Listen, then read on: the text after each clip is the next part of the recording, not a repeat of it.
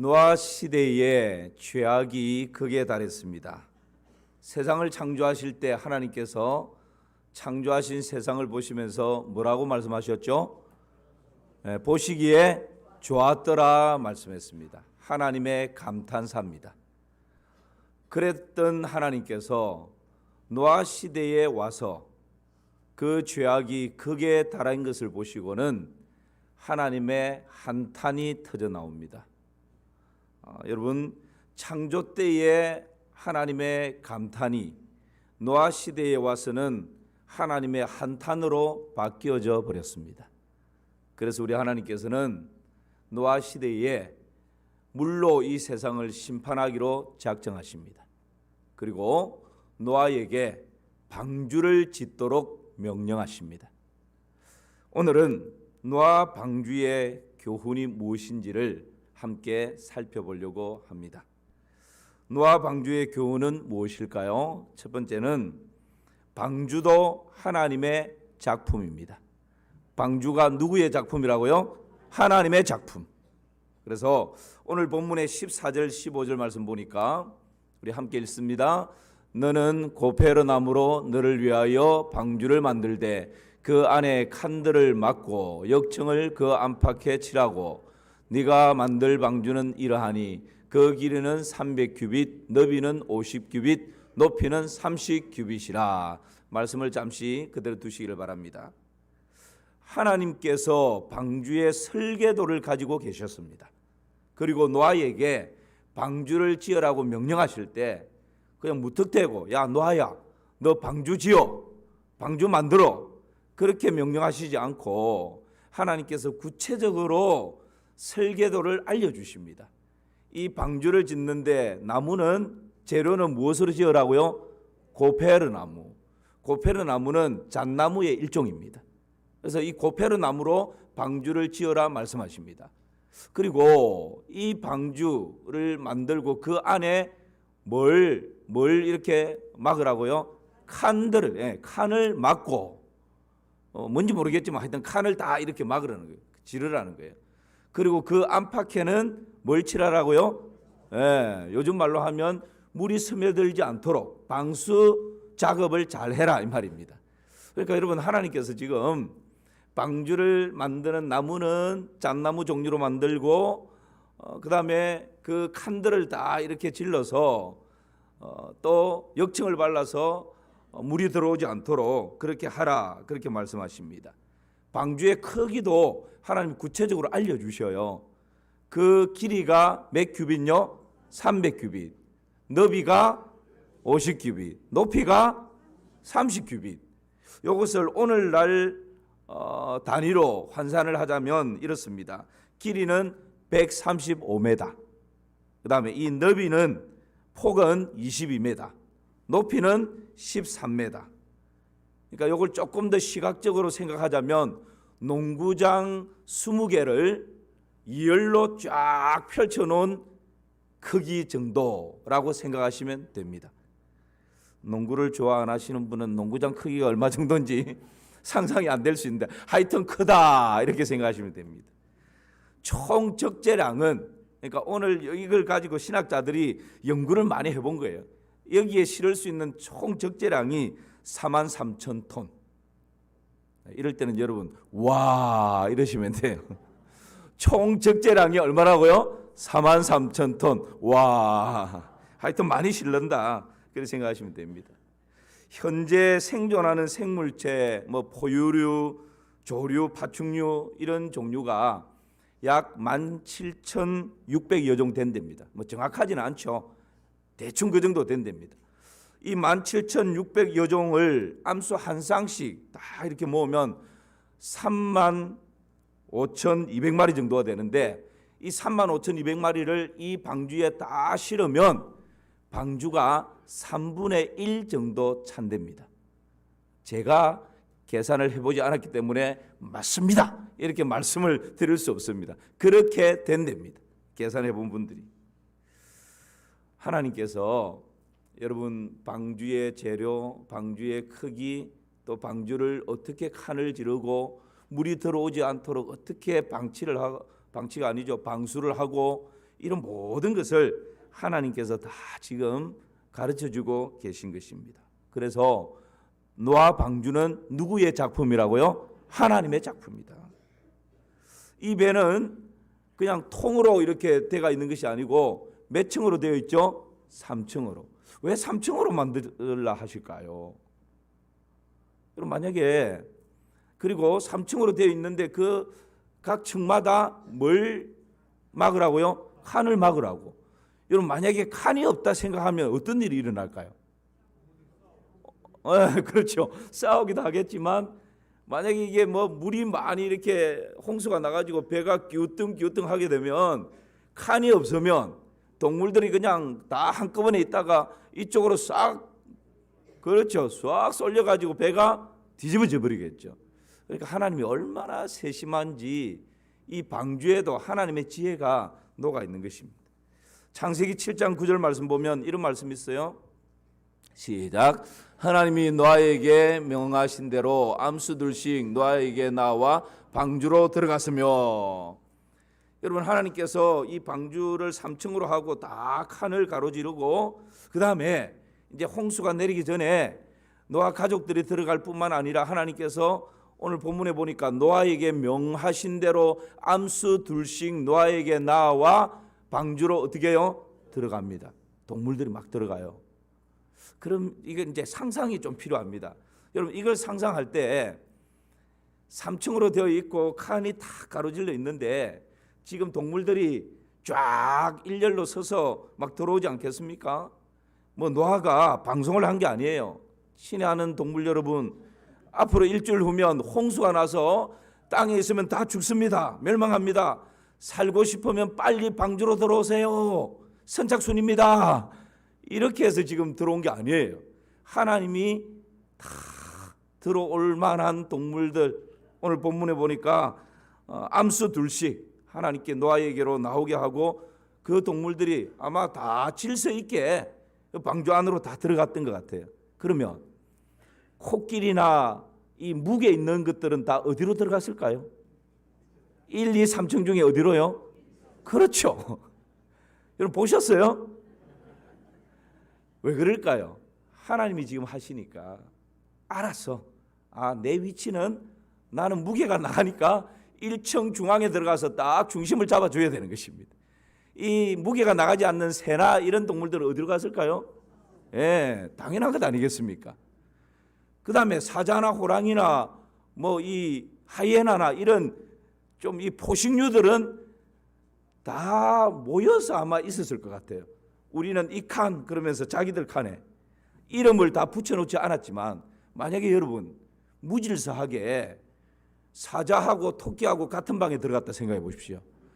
이게 무슨 토끼 입장에서는 사는 겁니까? 사는 게 죽는 것보다 더 고통이죠. 만약에 뱀하고 깨구리하고 같은 방에 들어갔다 생각해 보세요. 깨구리 입장에서는 어떤 마음일까요? 그러니까 여러분 하나님께서 사람이 하는 것이 아니고 하나님께서 모든 동물들 다 불러오게 하시고 그 칸을 다 만들어 놓고 거기에 들어가게 하시는데 다들 질서정연하게 내 위치를 탁탁탁탁 따라서 균형을 탁 잡으면서 비가 멈출 때까지 그냥 그 방 안에서는 서로 편안한 그 종류들끼리 그렇게 모여 있는 것입니다. 이 모든 것이 누구의 작품이라고요? 하나님의 작품이에요. 하나님의 작품. 하나님께서 멋진 작품을 이렇게 만들어 가시는 것입니다. 두 번째는 방주가 하나님의 작품일 뿐만 아니라 구원도 하나님의 작품입니다. 오늘 6장 18절에서 19절 말씀 같이 보실까요? 우리 함께 읽습니다. 그러나 너와는 내가 내 언약을 세우리니 너는 내 아들들과 내 아내와 내 며느리들과 함께 그 방주로 들어가고 혈육 있는 모든 생물을 너는 각기 암수 한 쌍씩 방주로 이끌어들여 너와 함께 생명을 보존하게 하되. 노아 가족과 함께 방주 안에 들어와 있는 모든 동물들은 너와 함께 생명을 어떻게 한다고요? 보존하게 하되. 여러분 지금 홍수 심판이 임했을 때, 홍수가 쏟아질 때 가장 중요한 것이 있다면 그것이 뭘까요? 그렇죠. 여러분, 지금 홍수가 막 쏟아지는, 이 비가 쏟아지고 홍수 심판이 임했는데, 이때 가장 중요한 것 돈이 아니에요. 땅 문서가 아니에요. 무슨 내 이 은행 통장이나 카드가 아닙니다. 노아 홍수가 시작되는 이 타이밍에서 가장 중요한 것은 내가 방주 안에 있느냐 방주 밖에 있느냐예요. 이것보다 더 중요한 것은 없어요. 방주 밖에서 억만금을 가지고 있으면 뭐합니까? 홍수 심판으로 다 끝나버리는, 썰려가 버리는데, 방주 밖에서 무슨 여러분 큰 좋은 차를 가지고 있고 방주 밖에 있는 사람이 무슨 중요한 것을, 땅을 아무리 많이 가지고 있다 한들 홍수가 나서 다 썰려가 버리는데, 이때 가장 중요한 것은 내가 방주 안에 있느냐 방주 밖에 있느냐는 거예요. 여러분, 이 노아 방주는 세상을 향한 하나님의 구원을 보여주는 모형인 줄 믿습니다. 결정적인 순간에 우리 개인의 종말, 이 세상의 종말이 올 때 결정적인 순간에 가장 중요한 것이 뭘까요? 내가 그리스도 예수 안에 있는 자인가, 그리스도 예수 밖에 있는 자인가, 이것밖에 중요한 것이 없어요. 그리스도 예수 안에 있는 자에게는 결코 정죄함이 없습니다. 그리스도 예수 안에 있는 자에게는 하나님께서 주신 구원이 확실합니다. 안전한 것입니다. 방주 안에 있는 노아 가족들과 그 동물들이 아무리 비가 쏟아지고 땅에서 물이 터져 나와도 방주 안에 있는 자는 안전했던 것처럼, 그리스도 예수 안에 있는 자에게는 영생이 안전하고 구원이 안전한 것입니다. 이것만큼 안전한 것이 없어요. 물질이 우리를 지켜주는 것이 아니고, 권력이 우리를 지켜주는 것이 아니고, 인맥이 나를 지켜주는 것이 아니고, 그리스도 예수 안에 있는 그 은혜가 여러분 마지막 그 순간에도 우리의 영생, 우리의 구원을 지켜주는 것입니다. 노아 방주는 바로 그것을 우리에게 보여주고 있는 것이죠. 구원은 하나님의 계획이요 하나님의 계시입니다. 노아 방주가 하나님의 계획, 하나님의 아이디어, 하나님의 작품이었던 것처럼 구원 또한 하나님의 작품입니다. 홍수 심판이 끝난 다음에 어떻게 되었습니까? 여러분, 창세기 8장 18절 19절 다시 한번 보십시오. 제가 읽습니다. 노아가 그 아들들과 그의 아내와 그 며느리들과 함께 나왔고, 땅 위의 동물 곧 모든 짐승과 모든 기는 것과 모든 새도 그 종류대로 방주에서 어떻게 했어요? 여러분, 방주에 있었던 노아 가족들 중에 한 사람이라도 잃어버린 사람이 있습니까? 없어요. 여러분, 오늘 말씀을 다시 자세히 보십시오. 그 노아 방주 안에 들어갔던 동물들 중에 땅 위의 동물 곧 모든 짐승, 모든 기는 것, 모든 새, 이 모든이라고 하는 것이 반복적으로 강조되고 있는 거 보이시죠?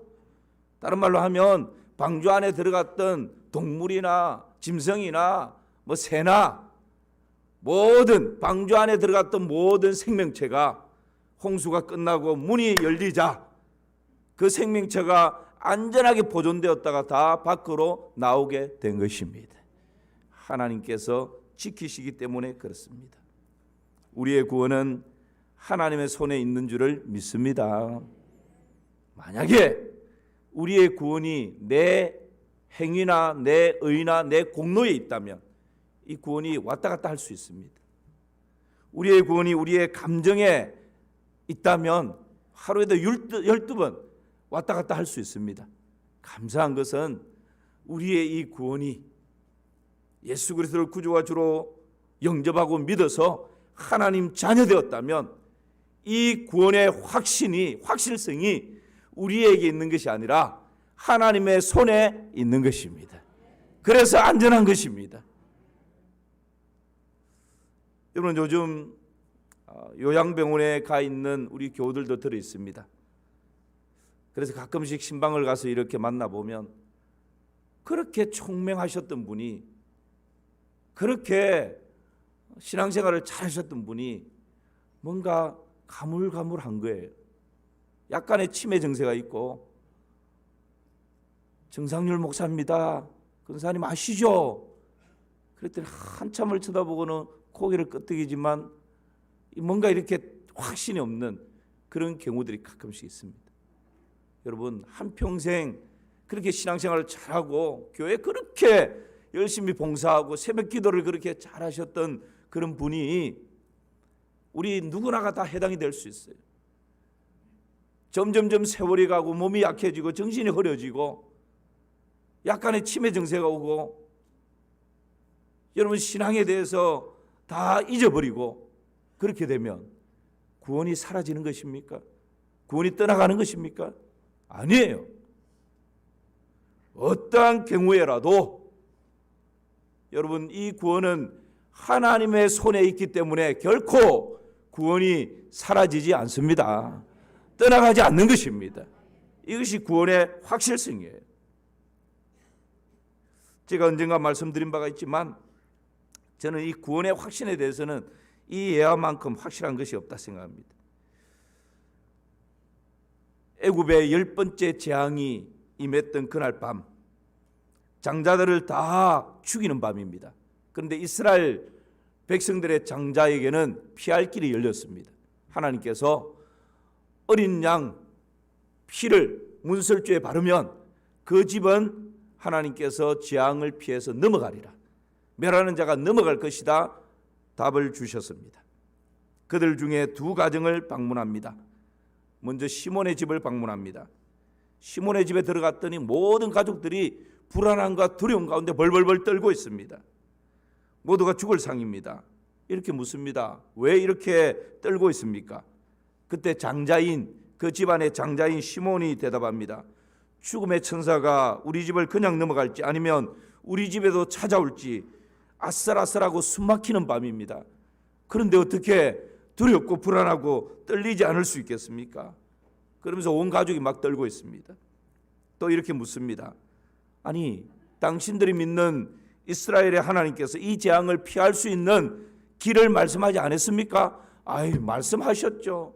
어린 양의 피를 문설주에 바르면 멸하는 자가 넘어가리라 말씀하셨죠. 그러나 어떻게 합니까? 만약에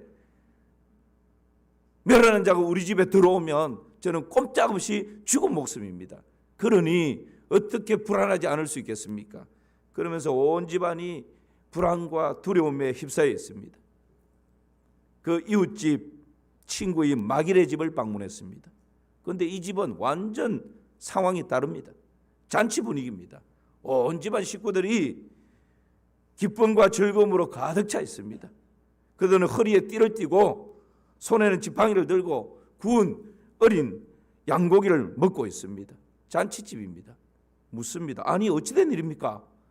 지금 이 밤에 죽음의 천사가 왔다 갔다 하는데 어떻게 이렇게 즐겁게 먹고 마시고 즐길 수 있습니까? 그랬더니 장자 마길이 대답합니다. 아니, 어찌 기쁘지 않겠습니까? 이제 이 밤이 지나고 날이 밝으면 이 애굽 노예에서 우리는 해방이 되고 자유를 얻는데 어찌 기쁘지 않을 수 있습니까?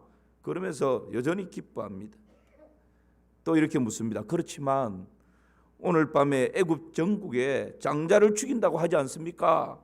그랬더니 이번에는 마길의 아버지가 이야기합니다. 물론 그것을 우리도 알고 있습니다. 하지만 우리 큰 아들은 매우 안전합니다. 왜냐하면 하나님께서 시키는 대로 다 했기 때문입니다. 또 이렇게 묻습니다. 하지만 옆집 사람도 그렇게 했지만 여전히 불안해하고 두려워하던데요. 그랬더니 그 아버지가 이렇게 대답합니다. 아니, 그게 무슨 말씀입니까? 내가 그 피를 보면 넘어가리라고 하나님이 약속하셨는데 하나님께서 거짓말한단 말입니까? 여러분, 이 두 집 중에 어느 집이 더 안전하다고요? 예, 들으신 분은 다 아시죠? 두 집 다 안전합니다. 영접하는 자 곧 그 이름을 믿는 자들에게는 하나님의 자녀가 되는 뭘 주셨어요? 권세를 주셨습니다. 예수님을 마음에 영접하고 믿는 자는 이미 죄 사함 받았고 하나님의 자녀가 되었고 천국을 소유한 자가 된 것입니다. 이미 우리 안에 영생이 있습니다. 그런데 내 감정, 내 기분 때문에, 나의 삶의 행위 때문에 내가 두려운 거예요. 내가 불안한 거예요. 그것은 내 몫입니다. 하나님 입장에서는 내가 불안해하면서 살든지 구원의 감격을 누리면서 살든지 하나님 입장에서는 그 구원이 변함이 있을까요? 없을까요? 없어요. 안전한 것입니다. 바라고 축복하기는 구원의 감격 가운데서 이 구원의 경고성과 구원의 안정성을 마음껏 누리시기를 주님의 이름으로 축원합니다. 이 구원이 흔들려 버리면 이단들이 치고 들어옵니다. 그래서 여러분, 구원의 확신 가운데 사는 것이 얼마나 소중한지 몰라요. 로마서 8장에서는 누가 우리를 그리스도의 사랑에서 끊으리? 환난이나 공고나 핍박이나 기근이나 적신이나 위험이나 칼이라. 우리가 종일 기록된 바 우리가 종일 주를 위하여 죽임을 당하며 도살할 양같이 여김을 받았나이다 함과 같으니라. 그러나 이 모든 일에 우리를 사랑하시는 이로 말미암아 넉넉히 이기느니라. 내가 확신하노니 사망이나 생명이나 천사자들이나 권세자들이나 현재일이나 장래일이나 능력이나 높음이나 깊음이나 다른 어떤 피조물이라도 우리를 우리 주 그리스도 예수 안에 있는 하나님의 사랑에서 끊을 수 없으리라. 여러분, 이것이 구원의 확신입니다. 이 확신 가운데, 감격 가운데 살아가는 우리 모든 성도님들 되시기를 주님의 이름으로 축원합니다. 방주가 하나님의 작품이요 구원이 하나님의 작품이요, 마지막 하나는 우리 인생도 하나님의 작품입니다. 노아 인생은 방주 짓는 일이었습니다. 만만치 않았습니다. 허구한 날 방주를 짓고 있으니, 그것도 120년 동안 방주를 짓고 있으니 사람들이 온갖 조롱과 모욕과 견딜 수 없는 그런 손가락질을 합니다. 그럼에도 불구하고 노아의 인생은 방주 짓는 인생이었습니다. 하나님의 때를 기다리면서 그렇게 살아갑니다. 아마 만만치 않았을 것입니다. 그때의 노아가 일기를 썼다면 아마 이런 내용도 있지 않았을까요? 12월 17일 날씨 햇볕 쨍쨍, 오늘도 비가 오지 않았다. 정말 비는 오는 것일까? 내가 지금 제정신을 가지고 방주를 만들고 있는 것일까? 이웃들의 조롱도 더 이상 참기 힘들다. 너무 힘들다. 방주를 만드는 것보다 더 힘든 것은 주위의 싸늘한 시선이라는 것을 가족들은 알까? 아내도 요즘은 나를 이상하게 생각하는 것 같다. 미칠 것만 같다. 아, 하나님은 살아계신가? 오늘도 하늘에는 땡볕이 내리쬐다. 내일은 비가 내리려나? 뭐 이런 심정 아니겠어요? 이런 상황에서 노아는 여러분 어떻게 합니까? 창세기 6장 22절에 보니까 이런 말씀이 있습니다. 시작. 노아가 그와 같이 하여 하나님이 자기에게 명하신 대로 다 준행하였더라.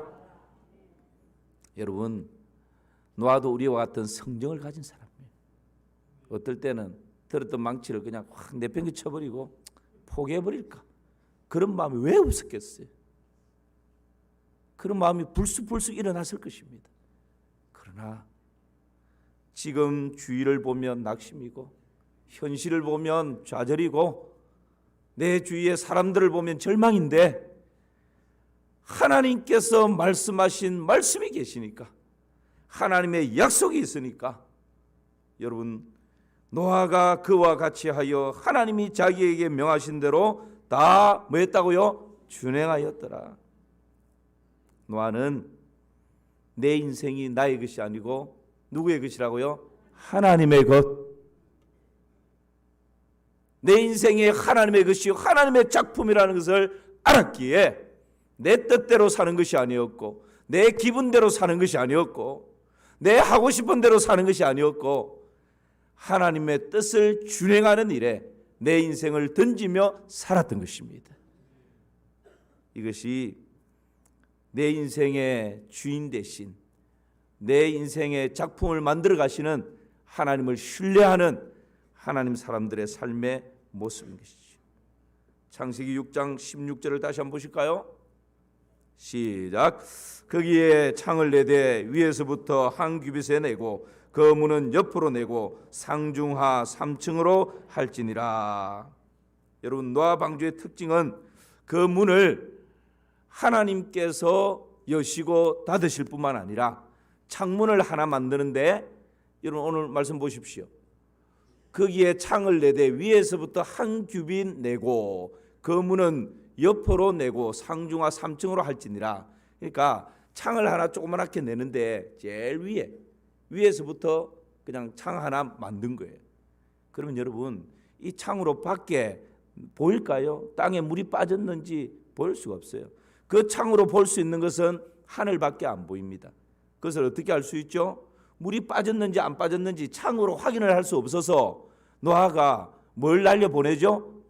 비둘기와 까마귀를 날려보내서 확인을 해요. 창으로 그것을 확인할 수 있었다면 뭐하러 그걸 내보내겠어요? 그러니까 이 창은 여러분 세상 보지 말고 오직 하나님만 바라보고 하나님만 의지하라는 하나님의 메시지인 것입니다. 왜요? 우리 인생이 내 것이 아니라 내 인생이 하나님의 작품이기에, 내 인생이 하나님의 손에 붙들려 있기에 창을 향해서 하늘을 바라보고 하늘을 의지하며 살아가라는 하나님의 메시지인 것이죠. 여러분, 이 노아 방주가 참 이상한 배입니다. 이 노아 방주는 아까 제가 말씀드린 것처럼 크기가 그만하고 3층으로 되어 있고 칸이 다 만들어져 있고, 그런데 여러분, 배에 꼭 있어야 할 엔진이 없어요. 노아 방주에 엔진이 있다는 말씀이 있습니까? 없어요. 엔진이 없으면 저어서 갈 수 있는 노라도 있어야죠. 노가 있습니까? 없습니까? 없어요. 노 절 수 있는 길도 없어요. 창 하나밖에 없는데. 그리고 이 어디로 가야 될지 방향을 잡는 게 뭡니까? 키잖아요. 근데 노아 방주 만들 때 하나님이 키를 어떻게 만들어라는 메시지가 있어요? 없어요. 키도 없어요. 그러면 무슨 이 돛을 따라 가지고 바람을 이용해서 어디로 가든지 항구로 가든지 그렇게 해야 될 거 아닙니까? 그런데 이거 돛을 세울 수 있는 게 있습니까? 없어요. 엔진도 없고 노도 없고 키도 없고 돛도 없고 나침반도 없고 아무것도 없어요. 그리고 이 문을 닫고 여는 것도 노아가 주인이 아니에요. 하나님이 닫아버리고 때가 되면 하나님 여십니다. 여러분, 그 배를 운전하시는 분은 여호와 하나님이십니다. 370일 동안 그 배 안에서 머물게 되는데 이 배가 지금 어디쯤 와 있는지, 물은 어느 정도 빠졌는지 알 수가 없는 거예요. 오직 하나님이 이 배의 주인이시고 이 배를 운행하고 계시고, 때가 되면 하나님께서 안전한 곳에 정박하게 하시고 때가 되면 땅으로 내보내실 것이다. 이 확신 가운데 머물러 있는 것입니다. 그러므로 오직 하나님만을 의지하고 하나님만을 신뢰하고 하나님을 바라볼 수밖에 없는 것, 이것이 노아 방주의 인생입니다. 왜냐하면 우리 인생은 하나님의 작품이기 때문에 그러한 것입니다. 여러분, 방주의 구조, 이것은 곧 우리 신앙의 구조를 우리에게 잘 보여주고 있습니다. 때때로 다른 사람을 쳐다보고 풍랑이나 환경을 바라보면 여러분 넘어지고 좌절하고 낙심할 수 있습니다. 그러나 오직 눈을 들어 내 인생의 주인 되시고 내 인생을 걸작품으로 빚어가시는 하나님을 바라보고 하나님을 주목하면 다시 한번 새 힘을 얻고 소망을 붙들게 될 줄을 믿습니다. 배 안에는 음식이 점점점 떨어져 갑니다. 마음은 점점 초조하고 불안해져 갑니다. 이 배가 도대체 어디로 가는지 알 수가 없습니다. 그러나 이 배를 운전하시는 분은 하나님이시라는 것을 기억하시기를 축복합니다. 여러분의 인생을 운전해 가시는 분은 하나님이시라는 것을 축복합니다. 그것을 여러분 기억하는 것입니다. 내 인생을 운전해 가는 것이 의사가 아닙니다. 내 인생을 이끌어가는 분이 돈이 아닙니다. 내 인생을 구체적으로 이끌어 가시는 분은 여호와 하나님이십니다. 오늘 이 말씀을 생각하면서 이전에 보았던 바이올린이라는 동영상 하나가 생각이 났습니다. 그럼 같이 한번 이 동영상을 내 인생의 주인이 누구인지를 생각하면서 한번 보시기를 바랍니다.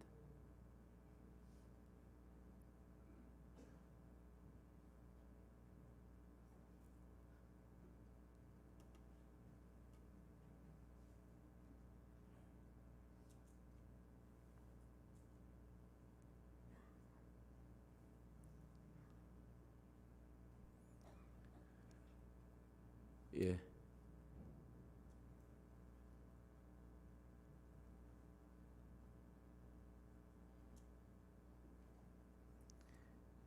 동성 예.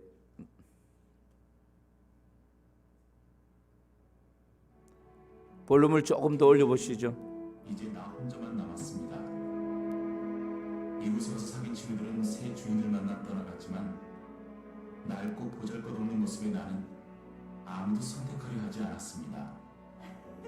사람들은 오히려 나를 비웃으며 조롱했습니다. 누가 저런 물건을 사겠어? 나라면 말이죠. 다시 처음부터 돌려보세요. 처음부터. 중간입니다. 예, 죄송합니다. 아마 1부 때 보고 예.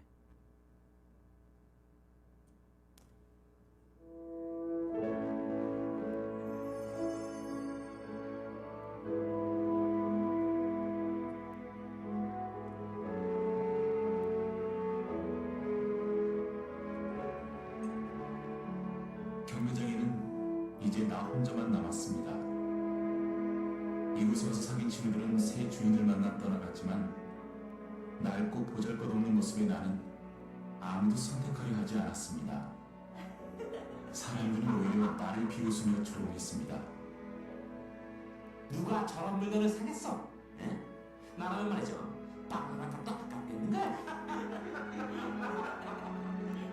사람들은 모두 폭소를 터뜨렸습니다. 나는 울고만 싶었습니다. 처음 세상에 나왔을 때는 나도 반짝반짝 윤이 나는 꿈 많은 바이올린이었습니다. 부푼 마음으로 아름다운 소리를 내기 위해 준비하고 있었을 때 한 소년이 나의 주인이 되었습니다. 소년은 나를 아주 사랑했습니다. 매일 나를 연주하면서 즐거워하고 잠을 잘 때도 나를 끌어안고 잠들곤 했습니다. 소년이 콩쿠르에 나가 연주했을 때는 상을 받아 다른 바이올린 친구들이 부러워하기도 했습니다. 나는 그렇게 소년과 친구처럼 지내며 행복했습니다. 하지만 시간이 흐르면서 소년의 관심은 다른 것들로 바뀌기 시작했습니다. 때로는 화가 난 소년의 발에 치여 몸 구석구석이 상처가 나기도 했습니다. 어느새 나는 소년의 방 한켠 쌓인 먼지 속에 놓여졌습니다. 그리고 소년이 어른이 되어 결혼을 하게 되었을 때 나는 새로운 주인을 만났습니다. 새로운 주인은 거리의 연주자였습니다. 그는 나를 데리고 발길 닿는 곳에 머물며 연주를 해서 돈을 벌곤 했습니다.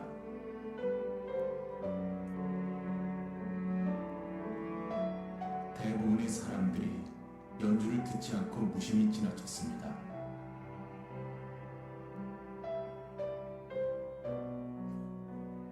수입이 없는 날이면 주인과 나는 거리에서 밤을 지새웠습니다.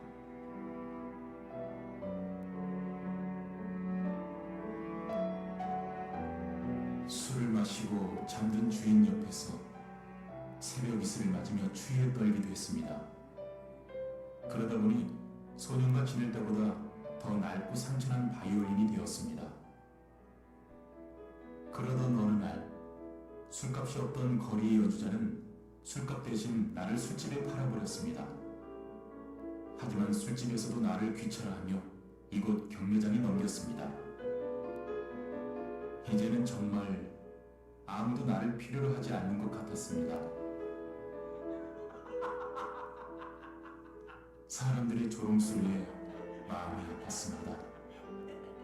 울고만 싶었습니다. 바로 그때 커다란 손이 나를 들어올려 연주하기 시작했습니다.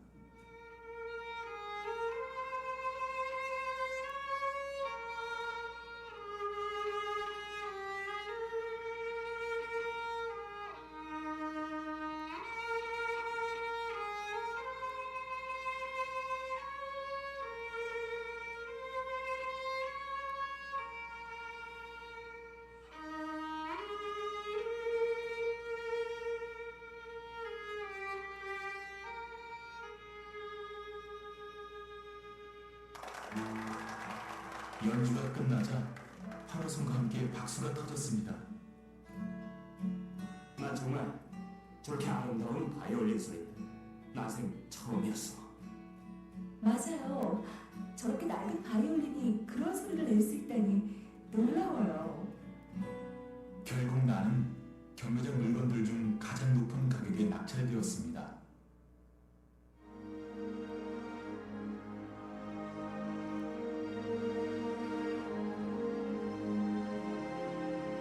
콘서트홀을 가득 메운 사람들의 눈가에 눈물이 고였습니다. 나는 느낄 수 있습니다.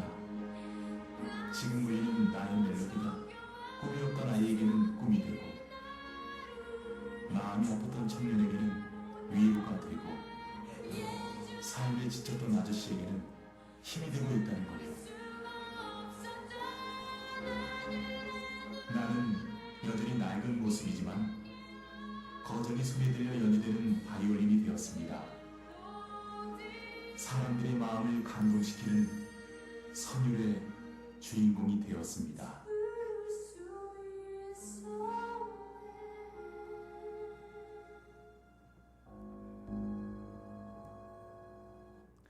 사랑하는 성도 여러분, 바이올린의 일생도 누구의 손에 들려 있느냐에 따라서 달라집니다. 소년의 손에 들려 있었을 때 잠시 귀하게 여김을 받았지만 결국 버림받지 않습니까?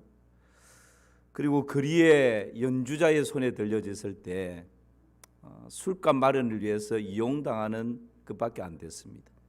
그 다음에 술집 주인의 손에 들려졌을 때는 그냥 경매장에 팔려버리죠. 그러나 이 바이올린의 일생의 마지막 순간에 하나님의 손에 들려졌을 때, 정말 멋진 연주자의 손에 들려졌을 때 인생 역전 드라마가 펼쳐지는 것입니다. 우리 인생의 주인은 하나님이십니다.